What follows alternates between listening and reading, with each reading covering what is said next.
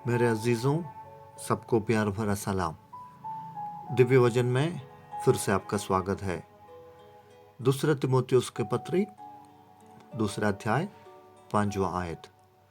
अखाड़े में लड़ने वाला यदि विधि के अनुसार ना लड़े तो मुकुट नहीं पाता। मसीह जीवन अनुशासन का जीवन है। अनुशासन का मूल पुस्तक पवित्र बाइबल है। मसीह जीवन को कई चीजों के साथ तुलना किया है। एक है योद्धा के जीवन की तरह। दिए गए नियम और विधि और प्रशिक्षण के बगैर कार्य करने पर प्रतियोगिता से बाहर होने का डर है। हम सब एक समय पर अपने मर्जी के मालिक थे। वहां से प्रभु ने हमको निकाला। अब हम अपनी इच्छा के अनुसार नहीं चल सकते हैं। आज्ञा दी गई है, व्यवस्था दिया गया है। प्रतिज्ञा पर चलने वाले ही प्रतिफल पाएंगे। हमारे हर कार्य का मापदंड पवित्र शास्त्र है।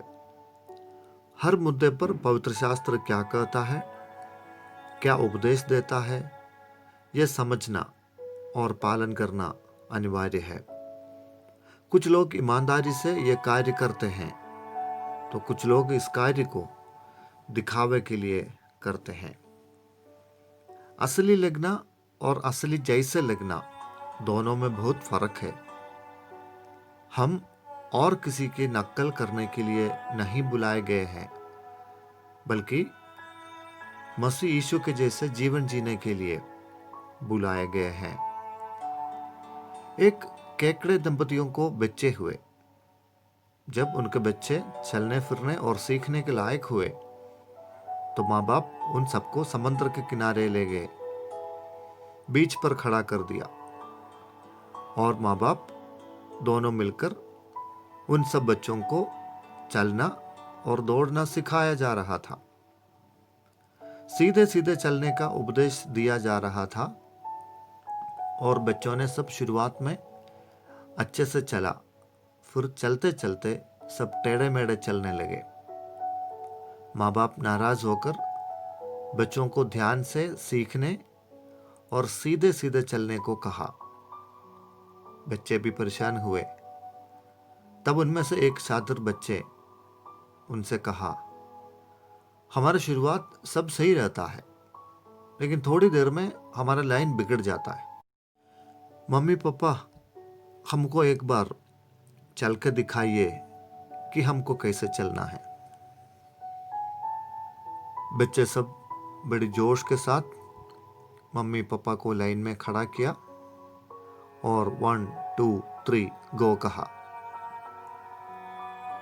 बच्चों ने देखा तो सीधे सीधे चलने के लिए विशेष अभ्यास देने वाले मम्मी पापा भी लाइन पार करके टेढ़े मेढ़े चलते हुए देखा।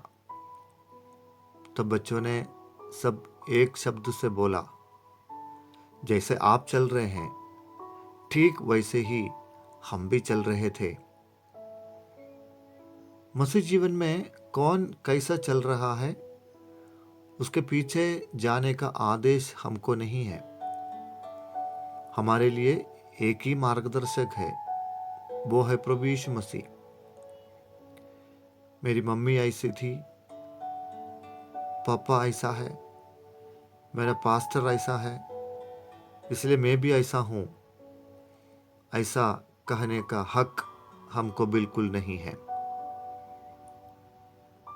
यीशु मसीह के वचन के अनुसार उनके उपदेशों पर चलकर मुकुट पाने के लिए हमको बुलाया है।